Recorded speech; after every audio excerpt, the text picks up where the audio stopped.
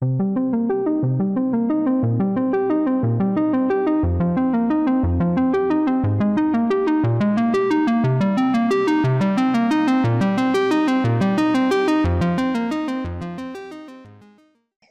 tardes desde España.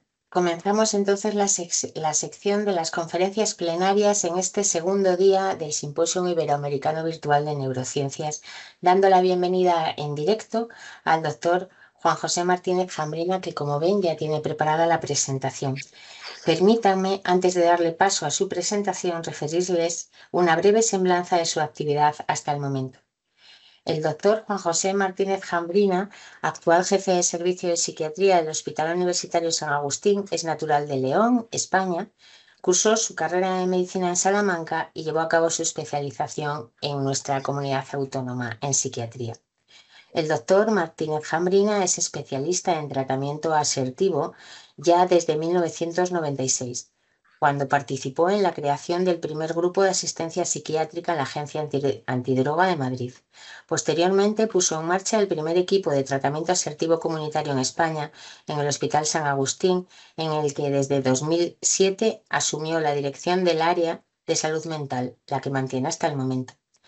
Ha realizado su tesis en el modelo implantado de tratamiento asertivo comunitario en Avilés y ha participado en la realización de múltiples cursos de alta especialización en trastornos afectivos, psicoterapia, bioética y psiquiatría forense. Actualmente preside la Asociación Nacional de Trastorno Asertivo Comunitario y dedica su tiempo a la formación e investigación en neurociencia e historia de la psiquiatría, además de la clínica. Es un placer tenerle aquí hoy, doctor Jambrina, y cuando quiera.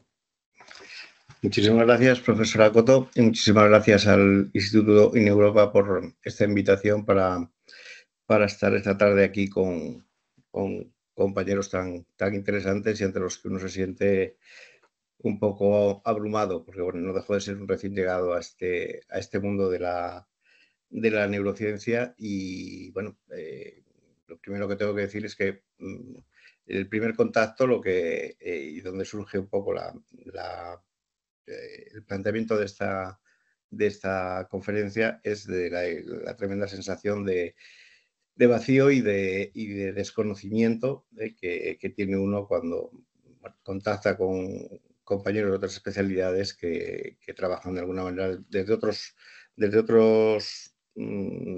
perspectivas, desde otros prismas, pero sobre problemas comunes, ¿no?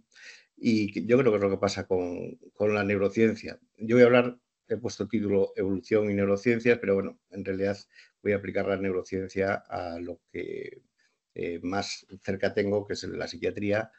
O sea, dentro de las varias disciplinas que forman parte del concepto, me centraré en lo que tiene que ver con los problemas mentales y en una cuestión a la que tengo un especial cariño porque bueno, he recibido o tuve la suerte de conocer una formación muy intensa en todo lo que tiene que ver la influencia de la teoría evolucionista de la obra de Charles Darwin en el funcionamiento del sistema nervioso y en el enfermar mental humano, bueno, los que fueron realmente sus mayores difusores en España. Por un lado fue el bioquímico y biólogo Faustino Cordón, al que conocí muy poquito, pero sí que conocí y recibí muchísimas lecciones de su gran amigo Antonio Colodrón, algo más joven que él, y que ha sido el verdadero valedor de la teoría de la evolución en el campo de la psiquiatría durante mucho tiempo, con algún otro grupo de colegas suyos, casi todos radicados en Barcelona, en aquellos momentos, en los años 60-70. Barcelona era una ciudad, digamos, que aglutinaba prácticamente todas las novedades y las modas y las mejores innovaciones que había en el mundo médico. Y bueno, ahí se formó un pequeño grupo que todavía sigue vigente en estos momentos, de teóricos del evolucionismo y bueno, analistas de la influencia de la teoría de la evolución en la psiquiatría en España, que han dejado algunos, pero no demasiados. Y esto es una de las cosas que quisiera señalar. Lo primero, bueno, empezar por el concepto de neurociencia. Yo creo que es un concepto, bueno, un poco, pues, digamos, de compromiso, ¿no? Bueno, es decir, engloba toda una serie de investigaciones sobre la estructura y las funciones del cerebro, de los vertebrados básicamente, aspirando a tener la mayor cantidad de datos posibles sobre el cerebro humano. Es una ciencia muy reciente y, bueno, yo creo que su principal interés radica en que viene pretendidamente a intentar corregir los conocimientos que sobre la naturaleza y la conducta de los seres humanos hemos ido acumulando a lo largo de la historia y que no siempre son válidos. Sobre todo en nuestro campo tenemos un verdadero problema, en el campo de la psiquiatría, porque nos cuesta mucho trabajo probar que algo es válido, pero también nos cuesta muchísimo trabajo probar que no lo es. Entonces, bueno, esto es una cuestión importante, ¿no? Que alguien, bueno, de alguna manera, pues obligue a que no nos durmamos los laureles con esa, digamos, en ese nihilismo de que poco se puede hacer, sino que, bueno, lo poco que se puede hacer hay que hacerlo, pues parece ya razón suficiente como para pensar que dentro del mundo de las neurociencias, pues algo importante puede suceder y la psiquiatría no puede permanecer ajeno a esto, ¿no? Teniendo en cuenta que psiquiatría y la neurociencia han estado unidas. La psiquiatría tiene 125 años más o menos como disciplina autónoma, pero casi prácticamente los más grandes expertos en psiquiatría han estado, digamos, migrando continuamente hacia el campo de la neurociencia de una forma u otra. No deja de ser el nuestro un terreno complicado, pero sin embargo sí que es un lugar de observación, un observatorio privilegiado para ver cómo diferentes problemas cerebrales pues, afectan a la conducta de los seres humanos. En este sentido, sí que pensamos que la psiquiatría es un lugar también privilegiado porque no deja de ser una convergencia de saberes, ¿no? Estamos muy acostumbrados bueno, a recoger una serie de saberes de nuestras propias fuentes y, bueno, también digamos, asumir y a incorporar conocimientos de otras disciplinas. Esto yo creo que es prácticamente desde el inicio de la, de la especialidad. A ver, un momentito. Bueno, se trata, yo creo que es importante acotar el concepto o el objetivo principal de la psiquiatría, de una disciplina enfocada a entender qué somos, cómo pensamos y actuamos y por qué lo hacemos. Y sobre todo en el caso de la psiquiatría, lógicamente, cómo todo esto puede alterarse, de qué manera se altera y con qué consecuencias. Bueno, no ha sido fácil la convivencia o la creación o la génesis de un concepto como el concepto de las neurociencias. Y no ha sido fácil porque, bueno, desde hace muchísimo tiempo hay una separación muy importante entre bueno, lo que se entiende el mundo de las letras y el mundo de las ciencias, ¿no? Hablando en plata, ¿no? Es una cuestión, digamos, que viene de muchos siglos atrás, pero que pese, digamos, a la obra monumental de Charles Darwin, esta situación ha cambiado más bien poco, ¿no? Sin embargo, es que todo el mundo asume que, bueno, que el ser humano tiene una naturaleza biológica, asume las tesis de Charles Darwin, pero esto no deja de ser cuestiones, bueno, que en lugar de facilitar la vida a muchos teóricos del comportamiento humano, de la conducta humana, pues parece que se encuentran maniatados, ¿no? Conviviendo con las tesis del evolucionismo o conviviendo con conceptos como el que titula esta diapositiva, que es la naturaleza humana, ¿no? Y sobre todo, si así concretamos la naturaleza biológica, más aún. Ha habido un gran rosario de autores evolucionistas después de Darwin que, digamos, han pasado prácticamente desapercibidos, pese a que sus trabajos tienen muchísimo interés. Y más grave aún es que, digamos, esta relación entre ser humano, naturaleza biológica y el ambiente en el que vive, la cultura, el mundo cultural, el mundo social en el que vive, pues lógicamente ha generado gravísimos conflictos, ¿no? Está claro que el hombre es un animal con los mismos principios genéticos que cualquier otro ser vivo y parte indistinguible de la naturaleza orgánica.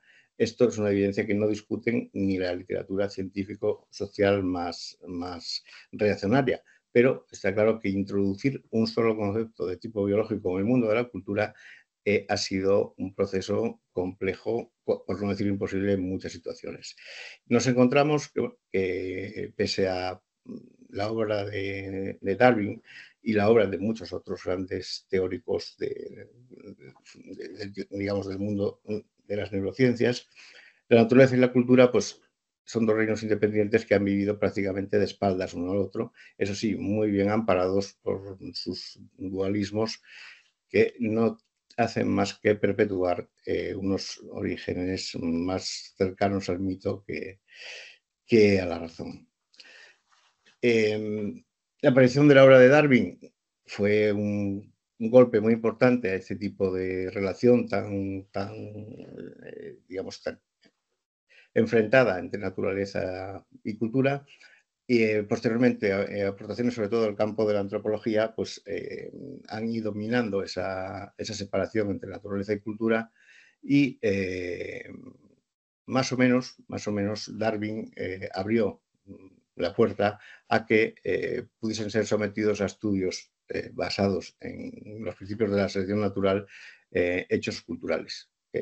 Hizo algún intento, inició un proyecto naturalista donde la naturaleza humana era un objeto empírico y expresó la intención de que en el futuro las ciencias sociales y la investigación naturalista pudieran encontrarse. Bueno, yo no tengo muy claro cuál fue el error de Darwin en este planteamiento, pero bueno, está claro que, digamos, una vez desaparecida su figura, esta línea ha quedado muerta hasta un poco más adelante, que como veremos ha sido reactivada, pero ya casi siglo y medio detrás.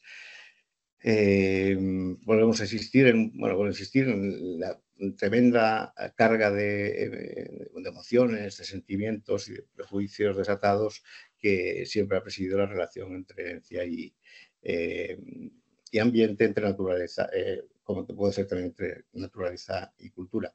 La situación actual, por desgracia, aunque nos gustaría hacernos otra ilusión, no dista mucho de la de finales del siglo XIX. Siguiendo con el paraguas del concepto de si existe o no una presunta naturaleza humana, eh, tenemos que en los años 60 del siglo pasado se realizaron grandes avances en la interpretación genética de ciertas conductas humanas con la obra de Lorenz de Trivers, de Tinbergen y varios otros, pero apenas se tradujeron en un mínimo de impulso dinamizador de ningún cambio, ¿no?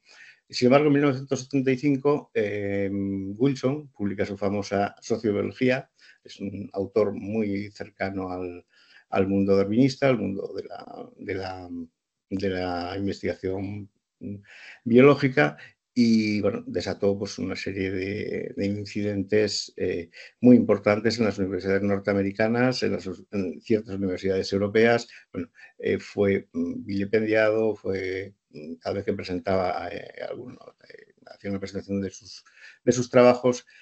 Bueno, yo creo recordar que incluso en algún momento pues, le arrojaban cubos de agua y demás, impedían prácticamente los estudiantes más afines a teorías sociogenetistas impedían que Wilson pronunciase sus conferencias sobre sus descubrimientos sobre los contenidos de su libro, ¿no? Pero, sin embargo, el libro sí que produjo un verdadero cataclismo en esta relación, ¿no? Y obligó a mover alguna ficha, ¿no?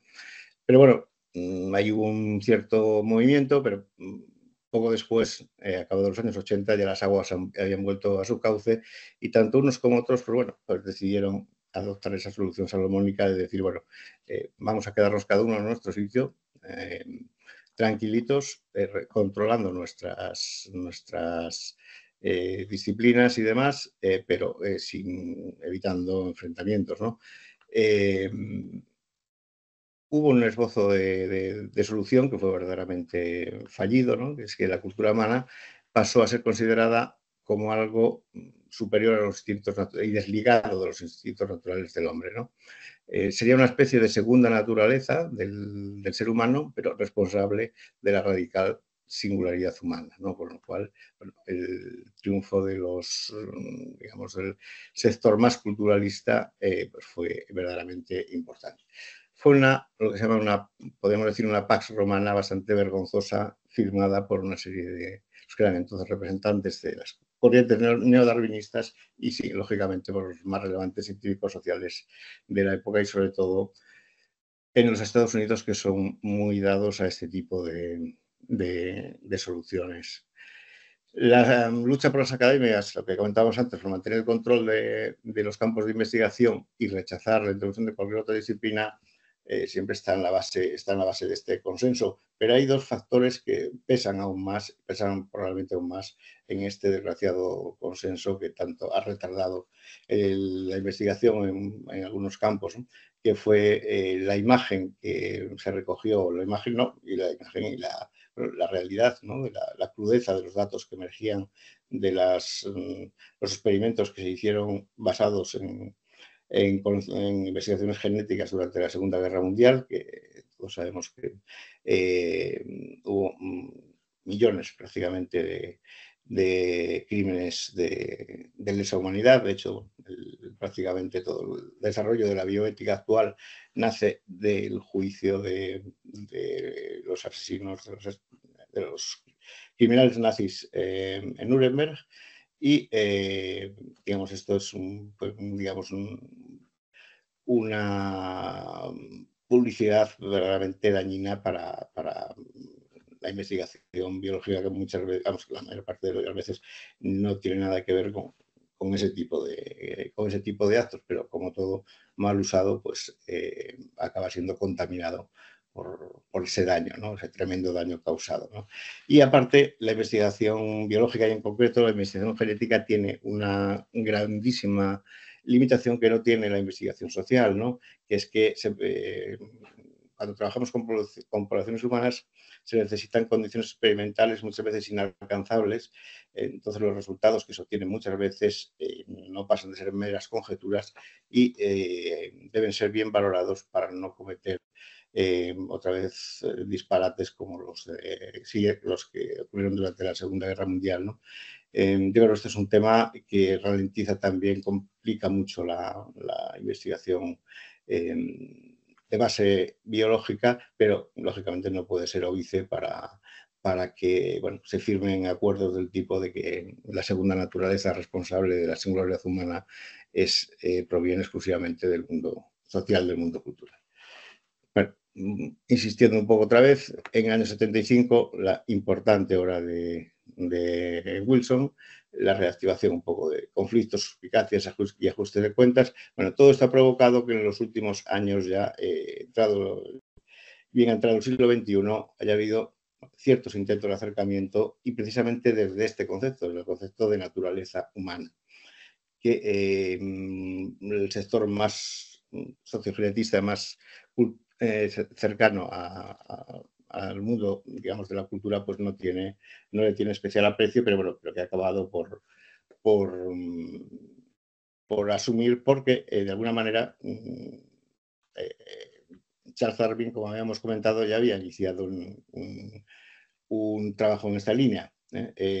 Y parece, bueno, que por primera vez las investigaciones en neurociencia, en biología evolucionista, en inteligencia artificial o en las ciencias cognitivas empiezan a ofrecer líneas que podríamos llamar de convergencia, donde situar la reflexión humanística y científico-social sobre un concepto de naturaleza humana como objeto de investigación empírica. Bueno, yo esto tengo que verlo porque, lógicamente, esto obliga a las ciencias sociales a reconvertirse prácticamente en su totalidad, o sea, cambiar sus modos de conocimiento, reconceptualizar ciertas áreas que han sido emblemáticas para ellos. Bueno, quiero decir, la declaración está muy bien, pero bueno, de momento los avances no parece que vayan a la par de las declaraciones amistosas, ¿no?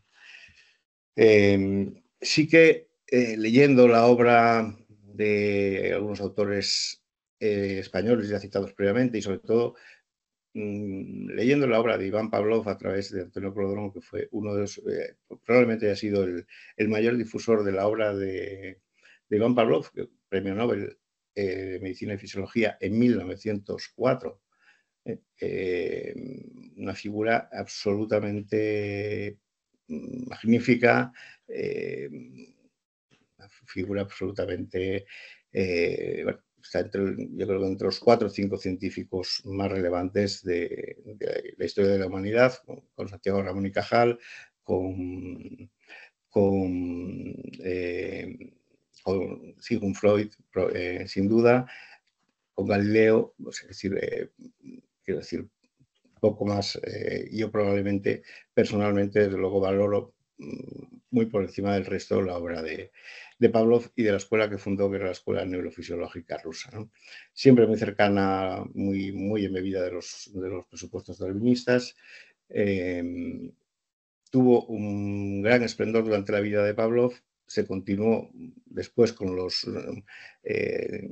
vez acabada la Segunda Guerra Mundial, con los exiliados de los países del este que recalaban en Estados Unidos, o sobre todo en Europa, sobre todo en Francia o en Alemania, que fue donde Antonio Colodrón tuvo contacto precisamente en 2 años que vivió en Berlín con rusos que venían huyendo bueno, de la situación en la que habían quedado los países del este y la Alemania oriental, y sin embargo tenían una formación en neurofisiología, en biología y en psicopatología verdaderamente llamativas. Tuve ocasión de escuchar y he tenido ocasión de leer en algunos de los libros que se tradujeron muchas veces gracias al esfuerzo precisamente de Faustino Cordón y Antonio Clodrón a través de la editorial Fontanella, ¿no? Hay que reconocer que todo este mundo del evolucionismo vinculado a la escuela pavloviana, a la escuela rusa, deja una serie de frutos que veremos ahora aplicados a la medicina psicosomática o una enfermedad como la esquizofrenia, pero se extingue prácticamente iniciado la década de los 70 por el fulgor digamos, del triunfo fulgurante y aplastante que tuvo la filosofía de Michel Foucault en el campo de la sociología, en el campo en el mundo de la cultura, ¿no? Las tesis Foucaultianas, hay que reconocer que, bueno, surgidas un poco al calor del mayo del 68, acabaron por contaminar todo tipo de actividad humana que tuviese que ver con la investigación, con el conocimiento, con ampliar campos del saber, siempre con su teoría de que es el poder el que acaba condicionando las formas concretas de saber y bueno, la subjetividad de todos los descubrimientos y demás. Es decir, Foucault dio un golpe terrible poco a todo lo que se había consolidado con la escuela rusa, con la escuela pavloviana y previamente incluso, claro, incluso con el darwinismo, ¿no? Hay que reconocer que el triunfo llega hasta nuestros días y seguimos prisioneros, de alguna manera, desde en el campo de la psiquiatría lo sabemos de manera fehaciente, porque es un campo más próximo a la subjetividad.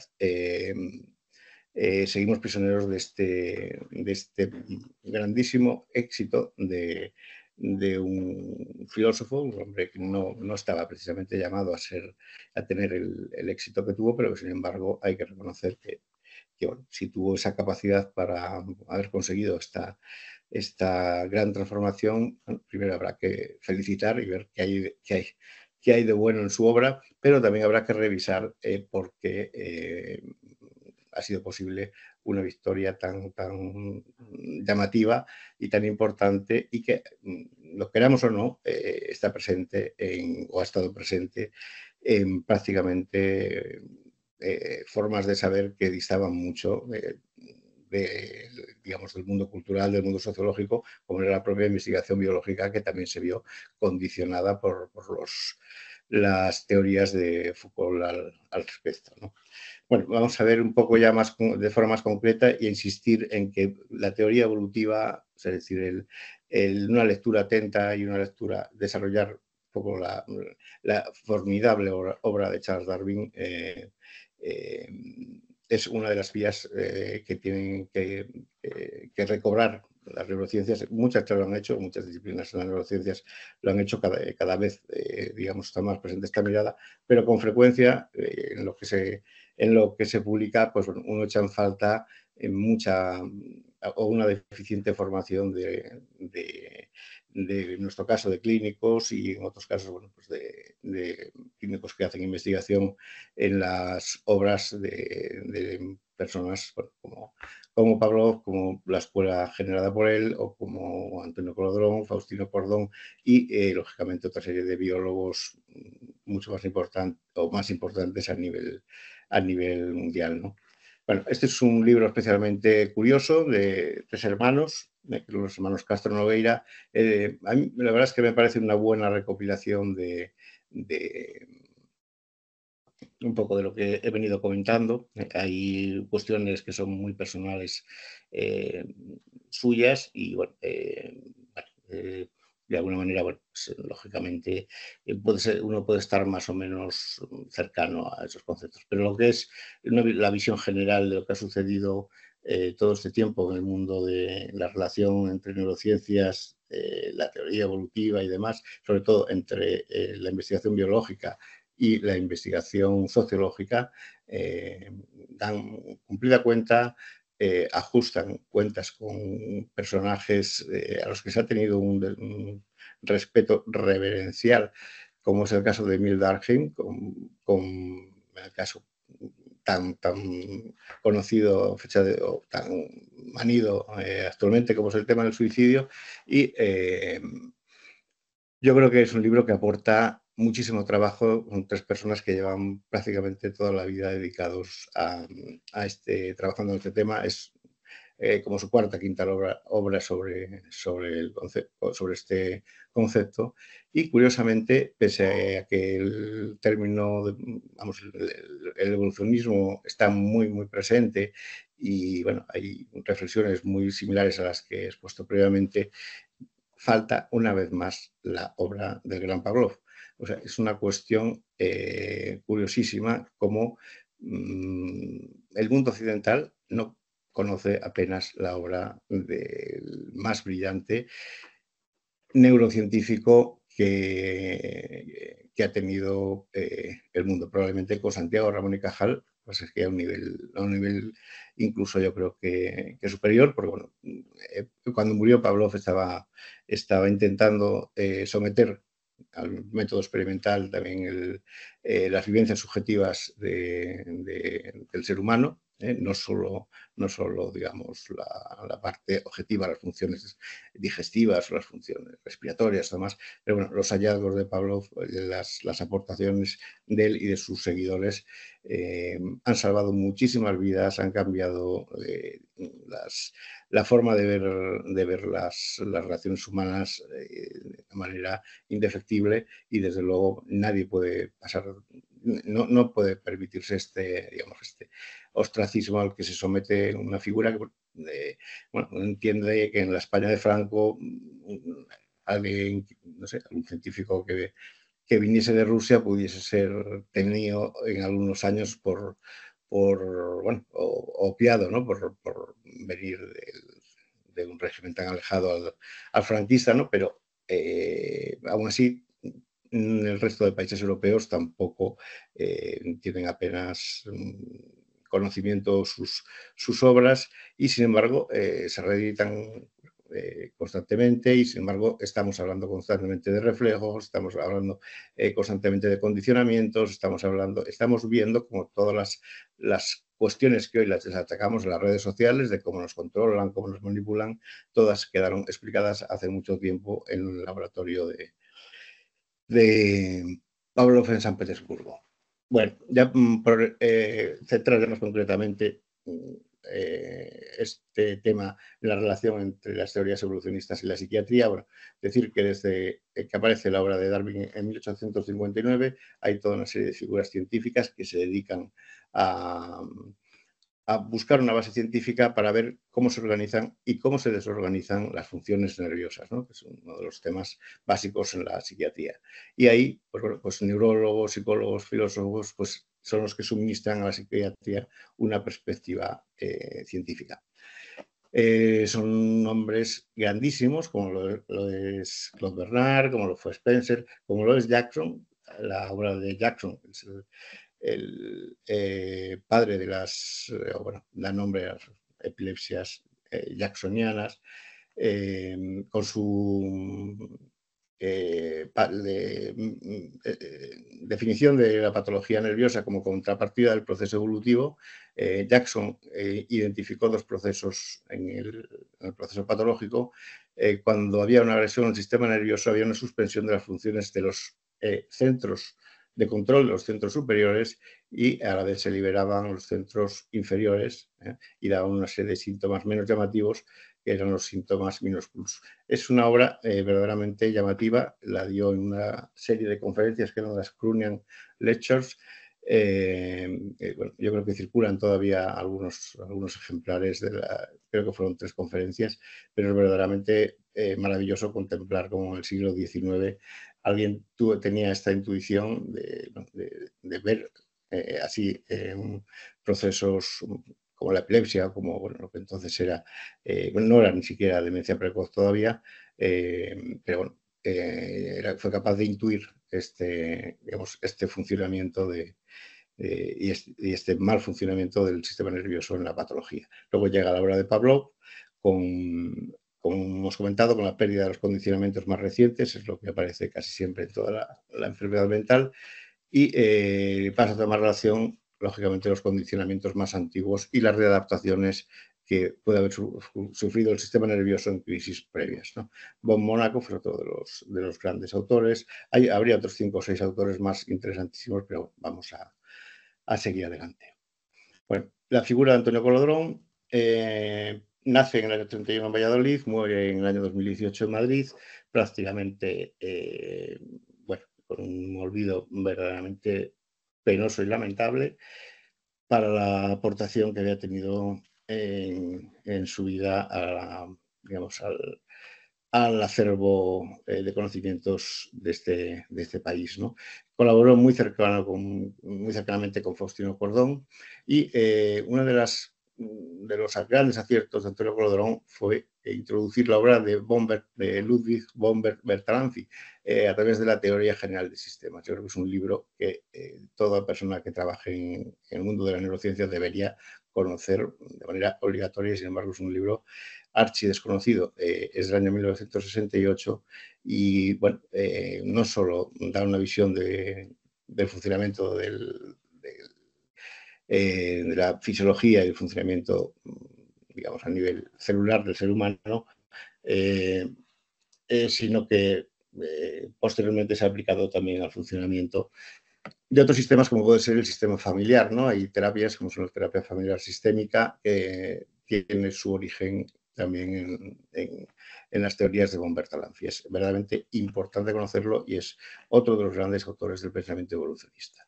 Bueno, el pensamiento evolucionista, desde la neurofisiología rusa, con Sechenov, con sus reflejos cerebrales, con Pavlov y con Bykov y su medicina córtico-visceral, imbuyen Antonio Colodrón y trae a España este concepto, la medicina córtico-visceral, que bueno, hay que ver lo que conecta, ¿no? La corteza cerebral con las vísceras, o sea, es decir, algo tan de moda como lo que estamos viendo con la explosión ahora de las terapias de estimulación magnética transcraneal, con todo el tema de la influencia de la dieta en la conducta humana, en el enfermar.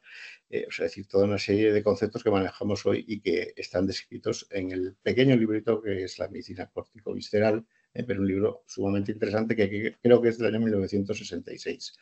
Para Antonio Colodrón, las enfermedades de la mente se expresan siempre, como habíamos dicho, en los conocimientos adquiridos en último lugar, que son las funciones adquiridas en último lugar en la evolución humana son el pensamiento y el lenguaje. Bueno, pues eso es ahí desde donde se va a expresar la enfermedad mental. Bueno, la medicina psicosomática es el otro punto desde el que se puede ver también la influencia de la evolución con la psiquiatría, la influencia entre neurociencias y la teoría evolutiva. La medicina psicosomática es una interfaz que, bueno, que hay entre la medicina, digamos, de tipo interno y la psiquiatría. Es un terreno donde asientan enfermedades como el asma, como la diabetes, como la artritis reumatoide, antiguamente la úlcera gástrica y actualmente, bueno, prácticamente gran parte de problemas de tipo autoinmune, ¿no?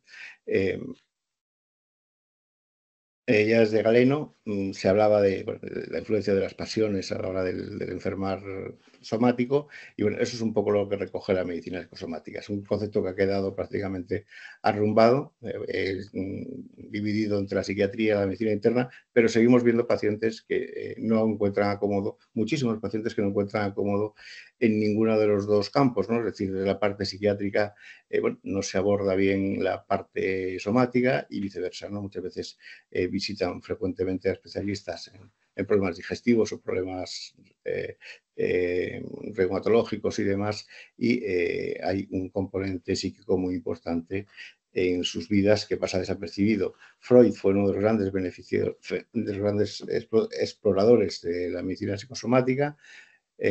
Con los estudios de la histeria empieza ya a trabajar este concepto y el primer caso del que se tiene noticia de enfermedad psicosomática es un caso de asma que se presenta en la Sociedad Psicoanalítica de Viena en 1913.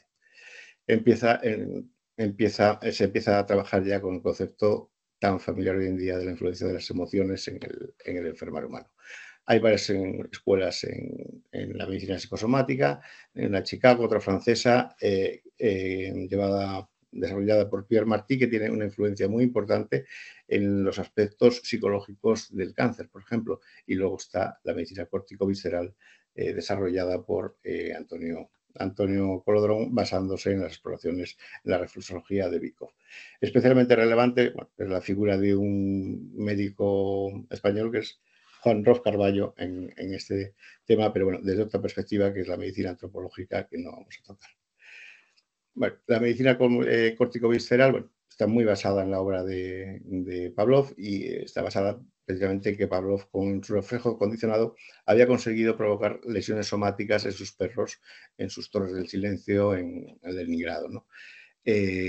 Bueno, es el equivalente a medicina psicosomática y Antonio Colodrón asumía, por ejemplo, a título gracioso, el término de medicina psicosomática siempre que las escuelas psicoanalíticas quedasen fuera de esta conceptualización, ¿no?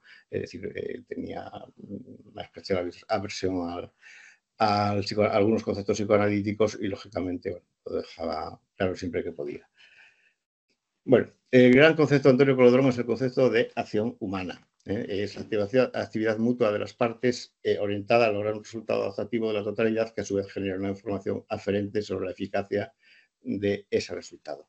Es el concepto, digamos, cuando necesitamos explicar cómo enferma a alguien, lo primero que tenemos que explicar es cómo es alguien estando sano, ¿no? Bueno, pues este sería el concepto de sujeto, por así decirlo, de sujeto psicológico, bueno, que creo o que escribió Sigmund Freud con su yo, su superello y el ello. Bueno, para Antonio Colodrón, el ser humano funcionaba a través de acción humana.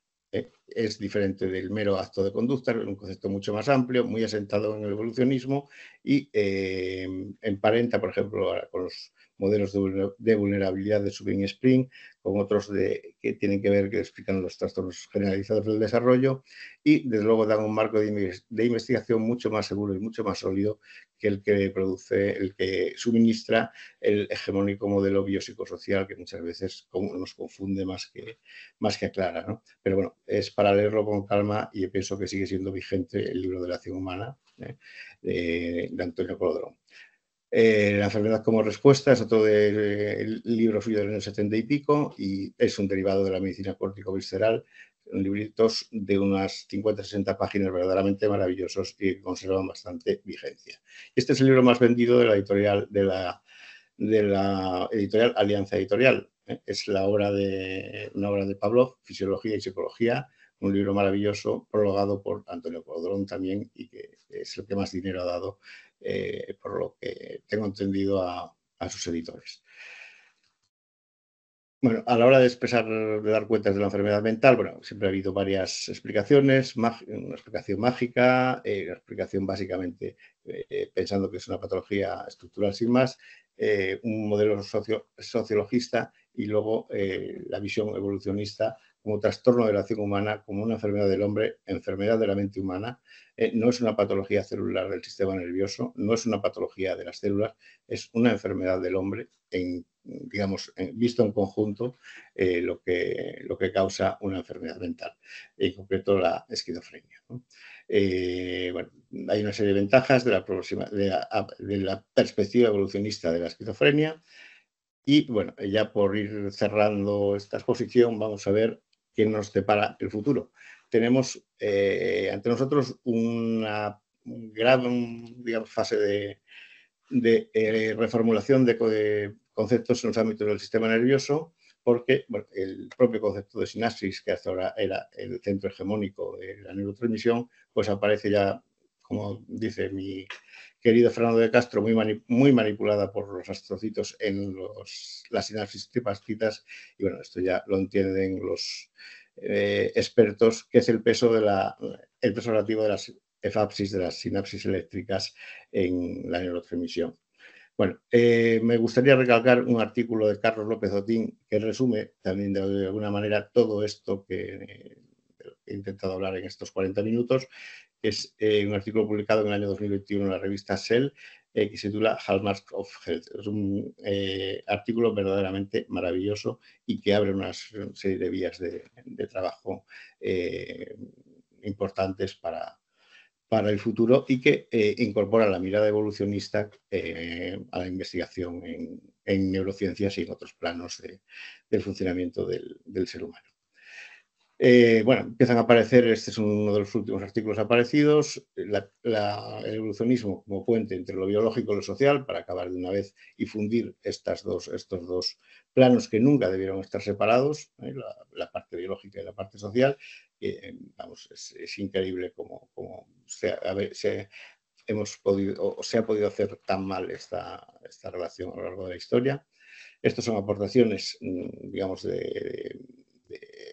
provenientes de investigadores evolucionistas, por ejemplo, a nivel de las motivaciones humanas, a nivel de la arquitectura de los sistemas de motivación, provenientes directamente de experiencias basadas en conceptos evolucionistas, y ahora últimamente pues está apareciendo mucha investigación desde la psiquiatría evolucionista que explica cómo hay que cambiar también la manera de prescribir y de pensar los psicofármacos, ¿no?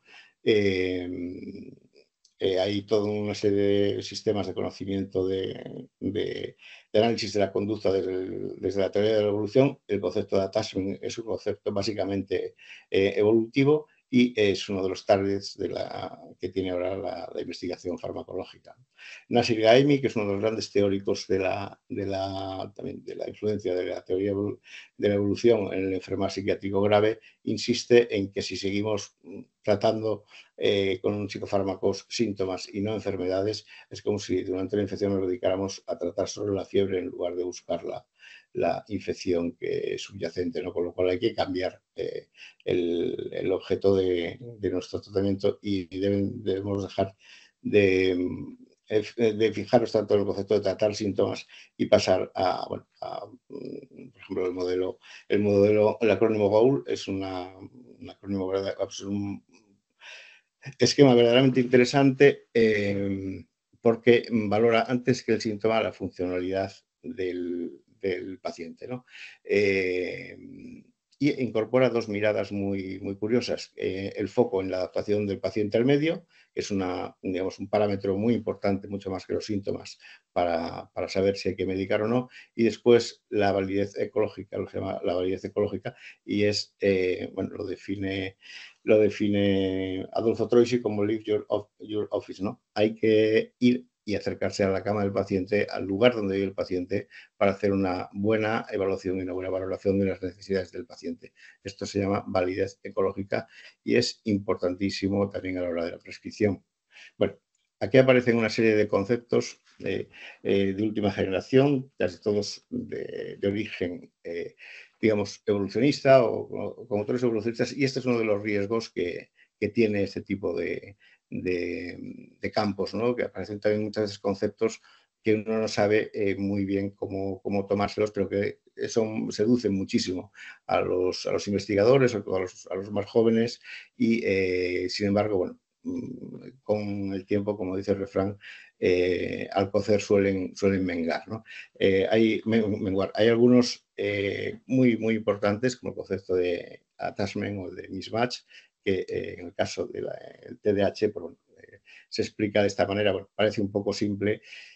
Preferimos, no sé, que hay que darle una vuelta más a un concepto tan complejo, tan controvertido como explicarlo, como que los colegios actuales no tienen apenas espacio los niños para jugar y demás, ¿no? Y la contraposición, pues, bueno, es casi el señor de las moscas, ¿no? Es una cuestión un poco, en fin, acabamos cayendo también muchas veces explicando situaciones complejas de una manera tan simple que parece difícil que sean ciertas. Bueno, a modo de corolario, para cerrar esta charla, quédense con el concepto de acción humana de Antonio Colodrón. Es un concepto sumamente interesante, a lo mejor no tanto para usarlo, digamos, a nivel clínico, desde luego, o a nivel de investigación, yo desde luego a nivel clínico sí que me parece importante lo que aporta. Su concepto, su visión de la medicina corticovisceral en libros como La medicina corticovisceral o de la enfermedad como respuesta, son muy importantes. La incorporación de la teoría general de sistemas de Von, Berta Danfi y de su mirada del evolucionismo. El somos donde estamos, la máxima de Iván Pavlov, el medio contiene al hombre y viceversa, uno al otro se conforman y adecuan, somos donde estamos. Es fundamental porque ningún problema de tipo psiquiátrico aparece exclusivamente vinculado al sujeto. Siempre aparece en relación intrínseca con el medio y no podemos hablar de que si el medio tiene una influencia de un 30% o la tiene el sujeto en un 70% porque es imposible. Es una unidad hombre o individuo ambiente la que tenemos que analizar y eso es imposible fracturarlo un tanto por ciento, por lo menos en estos momentos. Y bueno, ya a título personal, pues ratificar algo que en estos tiempos parece verdaderamente difícil y es que, bueno, trabajar de psiquiatra es una profesión verdaderamente maravillosa y que, bueno, no creo que tenga mayor o digamos que el hecho, por ejemplo, de medicar o de la psicoterapia, pues bueno, son procesos que yo creo que se pueden aprender de una manera protocolizada y mecánica y bueno, revisten el mismo interés que en otras especialidades médicas, pero sin embargo sí que es muy importante saber explicar y convencer a ciertos colegas y a ciertos poderes públicos que son tan tremendamente duros con las personas que tienen enfermedades mentales graves, con los alienados, en qué consiste un trastorno mental y el drama y los cambios que conlleva en el sujeto y en su familia. Bueno, pues nada más, muchísimas gracias. Yo creo que me he pasado el tiempo, pero bueno, muchas gracias a todos. Muchas gracias, doctor Jambrina, por su conferencia en la que nos ha mostrado muy interesante evolución de las neurociencias hasta el momento.